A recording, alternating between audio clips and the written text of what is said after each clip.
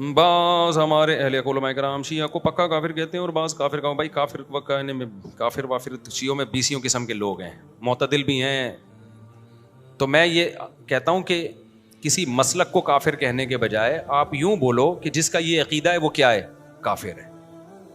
جو نبی کو حاضر ناظر جانتا ہے بلا کسی تعویل کے وہ کیا ہے, کافر ہے. جو نبی کو مشکل کشا مانتا ہے بلا کسی تعویل کے وہ کیا ہے, کافر ہے. تو جو حضرت عائشہ رضی اللہ تعالیٰ عنہ پہ زنا کی تہمت لگاتا ہے وہ کیا ہے, کافر ہے.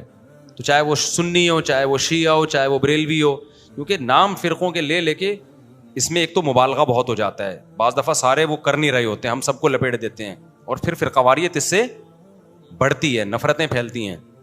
اپنے ملک کو پہلے بچاؤ, جو تو حالت ہو گئی ہماری, لڑ کے ایک دوسرے کو ویسے ہی پڑھ کے کوٹ دیا ہم لوگوں نے.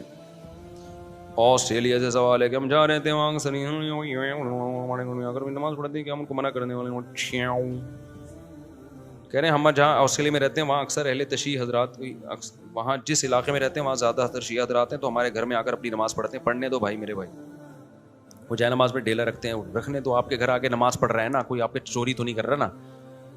بار بار میں ایک بات کہتا ہوں, دوسرے کے مسلک کو چھیڑو نہیں, اپنے مسلک کو چھوڑو نہیں. ہاں جب وہ حق کی تلاش میں آپ کے پاس آئے دلائل, تو علماء سے دلائل پوچھ کے اس کو محبت کے ساتھ سمجھا دو. مان جائے ٹھیک ہے, نہیں مانے اس کی مرضی ہے بھائی. اتنی دنیا میں اور کچھ ہو رہا ہے تو کیا ہو گیا. تو یہ ضرور ہے کہ کوئی بھی شخص, چاہے وہ سنی ہو چاہے وہ شیعہ ہو, آپ کے سامنے صحابہ کی گستاخی نہ کرے. وہ اب بولو بھائی یہ حدود سے کیا ہو رہا ہے. دیکھو کوئی عیسائی آپ کے گھر آتا ہے, وہ نبی کو نبی نہیں مانتا نا, تو آپ کو پہلے سے پتا ہے نہیں مانتا, پھر بھی آپ کے گھر آتا ہے, کھانا کھا کے چلا جاتا ہے. لیکن وہ آ کے آپ کے پیغمبر کو برا بھلا کہنا شروع کر دے, تو آپ کہو گے بھائی اب یہ کیا ہو رہی ہے, یہ زیادتی ہو رہی ہے. آپ کہو گے یہ کیا ہو رہی ہے, یہ زیادتی.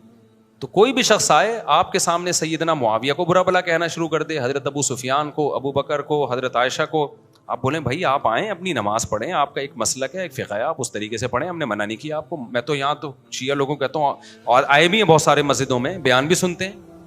ایک دن کسی جذباتی نے پکڑ لیا کہ شیعہ آئے نکالو. میں نے کہا تو مجھے بہت غصہ آیا, میں نے کہا کس بیس پہ نکال رہے ہو بھائی, آپ مجھ سے پوچھے بغیر آپ یہ کام کر رہے ہو.